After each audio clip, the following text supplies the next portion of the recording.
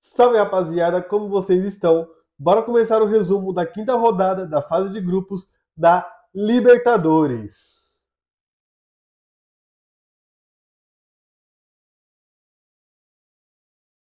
Na terça-feira tivemos Fortaleza e Atlético Bucaramanga e o jogo ficou em 0-0. Um jogo onde, se o Fortaleza vencesse, poderia garantir a classificação dentro de casa na Arena Castelão, mas acabou ficando no empate. Mas não é para se desesperar, torcedores do Fortaleza, pois o Fortaleza fica com 8 pontos e tem grandes chances de confirmar a classificação na última rodada. Já do jogo, um jogo muito bom do Fortaleza. O Fortaleza dominou a partida, o Fortaleza teve mais controle da partida, criou muitas chances, mas desperdiçou todas as chances. O Breno Lopes teve 3 chances claras, 2 no primeiro tempo. Uma, o zagueiro chega e até atrapalha ele, dá até para entender. A outra, ele faz um belo drible no zagueiro, o zagueiro dá uma furada, ele sai cara a cara com o goleiro e chuta por cima, um gol que assim, não tem como perder. E aí no segundo tempo, num cruzamento que ele cabeceia sozinho perto da pequena área e acerta a trave, um outro gol assim que não pode perder. O Lucero também perde uma grande chance cara a cara com o gol, num bate-rebate dentro da área, ele chuta e a bola passa perto, mas acaba indo para fora. O Pikachu também recebe um cruzamento da direita e ele vem pela esquerda, pega de chapa de primeira e passa perto, mas a bola não entra. O Bucaramanga fazia uma boa marcação contra o Fortaleza, jogava naquele contra-ataque rápido, jogava por uma bola e até chegou com perigo, até criou algumas chances, mas também não era tão efetivo no ataque. Mas o Fortaleza deixou muito a desejar na parte ofensiva, desperdiçou muitas chances, ficou muito ansioso no ataque. Percebi que o time do Fortaleza estava uma hora caindo na cera do Bucaramanga, os jogadores perdiam a cabeça, mas logo já se recuperavam e focavam no jogo. Mas o Fortaleza deixou muito a desejar nesse jogo ofensivamente, depois de 2 goleadas seguidas, 4-0 contra o Colo-Colo na última rodada da Libertadores, o 5-0 no final de semana contra o Juventude no Brasileiro. Eu achei que o Fortaleza ia vir com tudo e ia conseguir, porque o Atlético Bucaramanga assim, não é um time tão forte assim, mas que vem jogando muito bem, vem surpreendendo nessa Libertadores, um time taticamente muito bem postado, mas Fortaleza fica no empate, mas não é para desesperar. Teve chances, mas na próxima rodada enfrenta o Racing. Aí é um jogo mais difícil, um jogo lá na Argentina, mas acredito que o Fortaleza consiga sair com os pontos necessários para conseguir a classificação. Na quarta-feira, abrindo a rodada, tivemos Atlético Nacional e Bahia, e o Bahia perdeu por 1-0 em um jogo muito ruim do Bahia lá na Colômbia, um jogo que o Bahia sofreu muito, principalmente defensivamente, deixou muitos espaços abertos, sofria muito com os lançamentos longos do Atlético Nacional. O Bahia estava perdido ontem, não conseguia reagir, atacou muito pouco também, o Bahia não teve forças assim, sofria muito. O Atlético Nacional teve um controle mais de jogo, teve o jogo mais controlado, mas também não conseguiu ser tão efetivo no ataque. Teve uns 3 gols, mas foram anulados por impedimento, bem mínimo assim também, um impedimento muito perto. Mas no começo do segundo tempo, logo nos 2 minutos, no lançamento longo do goleiro, a defesa do Bahia fica desatenta, a bola passa por todo mundo, o atacante do Atlético Nacional pega a bola, vai para frente, divide com o goleiro, com o Marcos Felipe, ele afasta mal também, para mim ele dá uma falhada ali, dava para ele ter feito alguma coisa melhor, ele espalma para o meio da área, né, para dentro, e aí o Kevin Viveiros faz o gol aproveitando a bola que sobrou e faz o gol da vitória do Atlético Nacional, que teve chances ainda de fazer mais gols, mas não conseguiu, porque também sofria ofensivamente. É um time que cria bastante, mas na hora de finalizar, finaliza muito mal, assim. Também não tem muita qualidade, mas quando tem a chance de fazer, eles marcam e garantiram a vitória. do Atlético Nacional, que passa o Internacional, e agora fica muito difícil, pois com essa vitória do Atlético Nacional em cima do Bahia, confirma que um dos brasileiros vai cair para os playoffs da Sul-Americana. O Bahia parou nos 7 pontos, continua líder, mas na última rodada tem um jogo da morte contra o Internacional. Tivemos também Botafogo e Estudiantes, e o Botafogo venceu por 3-2, mas num jogo onde estava controlado pelo Botafogo. O Botafogo perde o controle, mas consegue a vitória. Primeiro tempo muito bom do Botafogo. O Botafogo começa bem, pressionando. O time do Estudiantes claramente vem para fazer aquela cera, vem para ficar gastando tempo. Dá para ver nitidamente que eles já começam o jogo fazendo essa cera, tentando irritar os jogadores do Botafogo. Deu para perceber que alguns estavam, o Alex Telles era um dos que estava mais incomodado ali, estava se estranhando bastante com o jogador do Estudiantes. Mas o Botafogo ia para cima, o Botafogo, querendo ou não, estava concentrado no jogo, estava concentrado no resultado, ia para cima, criava muitas chances, não conseguia. O Arthur, motorzinho do jogo, motorzinho do Botafogo ontem, fez de tudo e ele consegue lindos lances. Tem um lance que ele vai sozinho pela direita, dá um belo drible, cruza, o cuiabano cabeceia por cima do gol. Depois tem um lance também pela direita que a bola sobra e o Vitinho chuta, mas a bola vai para fora. Tem outros lances que o Botafogo também vai criando, mas não consegue ser tão efetivo, fica só no chuveirinho. E aí nos 42 minutos, numa jogada rápida do Botafogo, 3 jogadores participando só, Vitinho pela direita, cruza para a esquerda, a defesa do Estudiantes não consegue tirar, o Arthur recebe, domina no peito, chuta cruzado, e o Ryan, não sei como que fala, acho que é Ryan Cruz, dá aquele carrinho, acerta a bola e faz o gol do Botafogo no final do primeiro tempo, um gol que dá a tranquilidade para o Botafogo.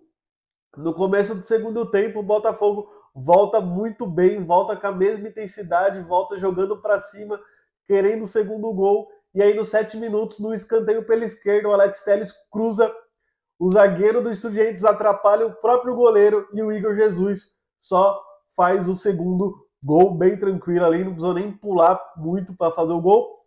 E aí o Botafogo, ao invés de ir atrás do terceiro, o Botafogo recuou, deixou o Estudiantes começar a gostar da partida, o que foi uma estratégia muito errada, mas assim, foi por parte dos jogadores, porque o Renato Paiva dava para ver que ele pedia para que os jogadores mantivessem a intensidade, mas os jogadores dentro de campo deu uma desligada, assim, deu para ver que eles desligaram mesmo.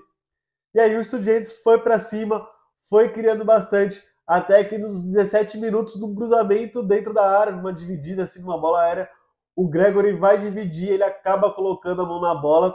No primeiro lance não parece, mas depois deu para, no lance da câmera de frente, deu para perceber que o Gregory coloca, ele estica a mão para tirar a bola. Pênalti marcado, Thiago Palacios bate muito bem, o John quase chega, mas o Estudiantes diminui, e aí o Estudiantes cresce na partida, começa a pressionar o Botafogo, começa a criar mais chances, o Botafogo começa a ficar sufocado, começa a errar muitos passes, começa a ficar nervoso, começa a se desesperar. E aí, nos 32 minutos, em boa jogada pela esquerda, numa boa tabela, o Thiago Palacios recebe e empata o jogo. E aí o Estudiantes volta a fazer a cera, volta a ficar segurando a bola, volta a querer ficar só gastando tempo, e o Botafogo entra naquele senso de urgência. O Botafogo fica naquele desespero, vai atrás dos resultados, até que nos 40 minutos, no lançamento longo do Marlon Freitas, o Marlon Freitas está muito bem nessas bolas longas, está acertando várias delas assim, contra o Internacional no Brasileiro, se eu não me engano, 2 ou 3 gols, acho que 2 gols do Botafogo foi com o lançamento dele, muito bom, e agora, ontem ele fez outro lançamento muito bom também, e o Arthur, inteligentemente, domina já ajeitando a bola, e por acaso ele já consegue dar o drible, uma caneta no adversário, um lance lindo, e aí com o corpo ele finge que vai chutar para um canto, o goleiro cai e ele chapa para o outro lado. Um belo gol do Arthur, um golaço assim. Quem não viu vai ver lá, porque assim, um golaço do Arthur. E aí o Botafogo faz o 3-2, consegue a vitória muito importante. Botafogo chega a 9 pontos e na próxima rodada precisa ganhar, independentemente do que aconteça, o Botafogo só precisa ganhar para conseguir a classificação para as oitavas de final. E também na quarta-feira tivemos São Paulo e Libertad e o jogo ficou em 1-1, um resultado tranquilo para o São Paulo. São Paulo consegue se classificar para as oitavas de final, mas no jogo com um tom dramático, porque o Alisson, aos 16 minutos do primeiro tempo, é expulso após uma entrada muito forte. Tudo bem que o jogador do Libertad dá uma valorizada ali no lance, ele dá um salto enorme ali, que não precisava também, mas enfim. Mas a entrada do Alisson é muito forte, sim. Não sei se poderia ter só chegado com o amarelo o juiz também, mas ele quis dar o vermelho para tentar controlar. E assim, ele errou porque tem no primeiro tempo tem um lance que, se eu não me engano, é o Ferreirinha que está no chão e o jogador do Libertad pisa na perna do Ferreirinha e aí o VAR não chama, o juiz não faz nada e aí o juiz ou o VAR tinham que ter interferido, tinha que ter visto o lance, porque assim, era para ter expulsado o jogador do Libertad também, porque ele pisa no Ferreirinha, não sei se é no Ferreirinha, mas dá para ver que o jogador do Libertad pisa no jogador de São Paulo que já estava no chão. E para mim esse foi o erro mais grotesco que teve assim no jogo, porque era para ter expulsado o jogador do Libertad. Segundo tempo, São Paulo vai segurando o jogo, aquele 0-0 estava ok para São Paulo. São Paulo vai tentando se defender com um jogador a menos, faz até que um jogo bom, um jogo muito equilibrado, um jogo que o Libertad vai para cima, tenta aproveitar a vantagem numérica dos jogadores, mas tinha muitas dificuldades, até que nos 29 minutos, numa falta cruzada, Gustavo Aguilar se adianta da defesa, faz o desvio e consegue abrir o placar para o Libertad. Mas o São Paulo não se abalou, o São Paulo mesmo tendo um a menos e com o placar desfavorável, o São Paulo não desanimou, o São Paulo continuou fazendo seu jogo, continuou indo para cima, continuou se defendendo e tentando fazer o gol. E aí as crias de Cotia resolvem e aos 45 minutos, Luca Marques, moleque de 17 anos, cria da Cotia, faz uma bela jogada individual, se eu não me engano ele invade driblando dois, deixa dois para trás e chuta rasteiro no canto do goleiro, fazendo o gol de empate de São Paulo, assim, um belo gol do menino mesmo, fazendo seu gol pela Libertadores, seu primeiro gol pela Libertadores, assim, um gol muito importante, e o São Paulo consegue esse empate muito bom, mesmo com um jogador a menos. São Paulo não desistiu, e o São Paulo chega a 11 pontos, continuou líder do grupo e está classificado para as oitavas de final. Na quinta-feira tivemos Palmeiras e Bolívar e o Palmeiras venceu por 2-0. Palmeiras resolveu o jogo rápido, logo aos 6 minutos, Murilo de cabeça faz 1-0, um cruzamento perfeito do Piquerez, um cruzamento muito bom do Piquerez e o Murilo muito bem também dentro da área, se adiantando do zagueiro e fazendo o primeiro gol do Palmeiras. E aí, nos 12 minutos, rapidamente, contra uma saída rápida do Palmeiras, o Felipe Anderson dá um belo lançamento para o Maurício. O Maurício vai até a linha de fundo, cruza, o Vitor Roque e o Facundo chegam, e aí o Facundo faz o segundo gol do Palmeiras. E aí o jogo fica muito bom.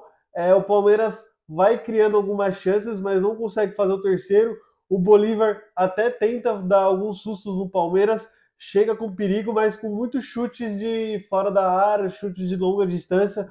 O Bolívar tinha muitas dificuldades de conseguir entrar na área do Palmeiras. Tentava também pelas jogadas aéreas, pelos cruzamentos.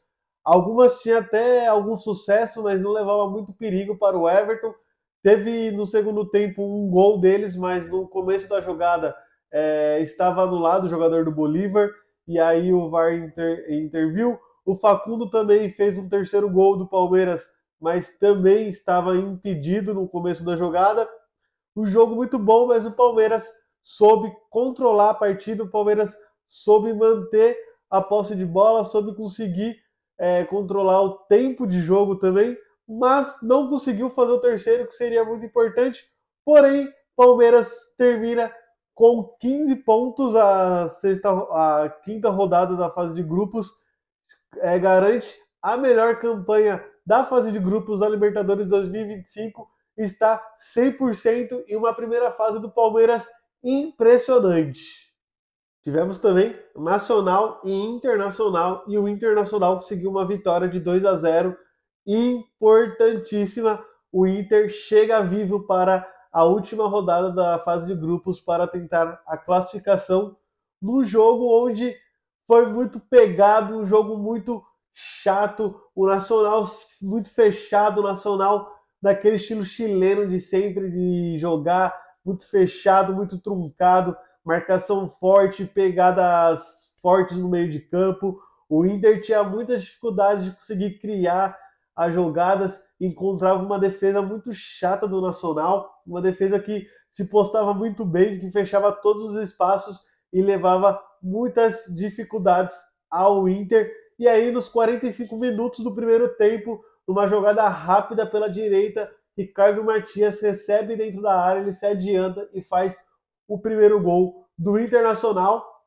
E aí, no segundo tempo, o Nacional tenta empatar, vem para cima, mas o Inter se defende bem, só que o Inter faz o jogo de contra-ataque também, então o Nacional fica muito exposto, né? E o Inter vai para cima, mas o Inter acaba não aproveitando as chances. E aí, no final do jogo, o Nacional estava crescendo, o Nacional estava criando bastante, e numa saída de escanteio, o Nacional cruza, a defesa do Inter tira, o Inter aproveita os espaços e o Aguirre recebe atrás do meio de campo, avança, o goleiro sai, ele dribla o goleiro e vai até o gol, faz o segundo gol do Inter, uma vitória muito importante. O Inter chega a 8 pontos no grupo, assume a vice-liderança e na próxima rodada enfrenta o Bahia em Porto Alegre, e aí vai ser um jogo da morte para Internacional e Bahia. E encerrando, tivemos Flamengo e LDU, e o Flamengo conseguiu uma vitória de 2-0, uma vitória importantíssima também, num jogo que foi domínio total do Flamengo. O Flamengo dominou a partida, o Flamengo começou pressionando, começou indo para cima, e nos 10 minutos, no escanteio, o Léo Ortiz de cabeça faz o primeiro gol do Flamengo, e aí o Flamengo continua tendo a posse de bola, só que aí o Flamengo não criava muito, o Flamengo só tinha mais a posse de bola. Quando tinha chances de fazer o segundo ainda no primeiro tempo, não aproveitava, errava muito, finalizava mal. O Michael tomava decisões muito erradas no final, ele ia bem, mas na última decisão ele ia muito mal. O Arrascaeta ficou sumido no primeiro tempo também, mas quando apareceu muito bem, só que o pessoal não aproveitava as chances, e a LDU estava perdida no jogo, não conseguia ficar com a posse de bola, ele já pegava a bola e já devolvia para o Flamengo. Então, o jogo de marcação, de pressão muito bom do Flamengo, mas em questão de criar muitas chances, não chegou a criar muito. E aí, no começo do segundo tempo, aos 7 minutos, uma jogada rápida pela esquerda, no cruzamento para trás, a defesa da LDU tira, mas o Luiz Araújo estava lá, domina e faz o segundo gol do Flamengo. E aí o Flamengo continua com aquela pressão, mas aí controlando o jogo, tendo mais a posse de bola, gastando mais o tempo, e no segundo tempo as mesmas coisas, não conseguia aproveitar para fazer o terceiro gol. Seria muito importante o Flamengo fazer o terceiro gol por causa do saldo de gols do grupo. Então o Flamengo ficou devendo esse terceiro gol, mas assim, foi muito bom o jogo do Flamengo, um jogo muito consistente, um jogo muito físico, muito rápido, muito forte, uma pressão muito alta, e o Flamengo consegue a vitória, chega a 8 pontos e só depende dele mesmo na última rodada para conseguir a classificação. E esse foi o resumo da quinta rodada da fase de grupos da Libertadores. Palmeiras, São Paulo já estão classificados às oitavas de final. Fortaleza, Flamengo, Botafogo com grandes chances de classificação. Internacional e Bahia vão ter que fazer o jogo da morte e um dos dois vai acabar indo para os playoffs da Sul-Americana, porque os dois simplesmente vacilaram contra o próprio Nacional, né? Jogando no Brasil, o Nacional veio, empata com o Internacional e ganhou do Bahia. E aí, por conta desses resultados, agora os dois vão ter que decidir a segunda colocação do grupo, porque o Atlético Nacional assumiu a liderança e com a vitória do Inter ontem, o Atlético Nacional matematicamente também já garante a classificação em primeiro lugar. Matematicamente em primeiro lugar não, mas matematicamente consegue a classificação. E aí, Inter e Bahia vão fazer o jogo da morte. Deixa aí nos comentários o que vocês acham que vai acontecer, se vai dar Internacional, se vai dar no Bahia. Vai ser um jogo muito tenso e muito, muito emocionante. Espero que as duas equipes consigam entregar o melhor de si, mas infelizmente um dos brasileiros vai acabar ficando de fora das oitavas de final da Libertadores. Vamos esperar as próximas rodadas. Essa rodada os brasileiros conseguiram ir muito bem, além do Bahia, que acabou tendo um tropeço enorme, mas de resto os outros brasileiros só mostrando o quanto estão sendo muito focados na Libertadores. Palmeiras 100%, 15 pontos, uma campanha incrível. São Paulo também já conseguindo a classificação, garantindo a primeira colocação. E agora Flamengo, Botafogo, Fortaleza, Internacional ou Bahia decidem as próximas vagas dos brasileiros. Não se esqueça de se inscrever no canal, deixar o like, comente aí o que você espera da próxima rodada, o que você acha que vai acontecer, compartilha com os amigos, me segue lá no Instagram para mais conteúdos e vamos esperar a última rodada da Libertadores. Está vindo aí, a fase de grupos vai acabar e o mata-mata está prestes a começar. Curte, comenta, compartilha e segue a página para mais conteúdos. Tamo junto!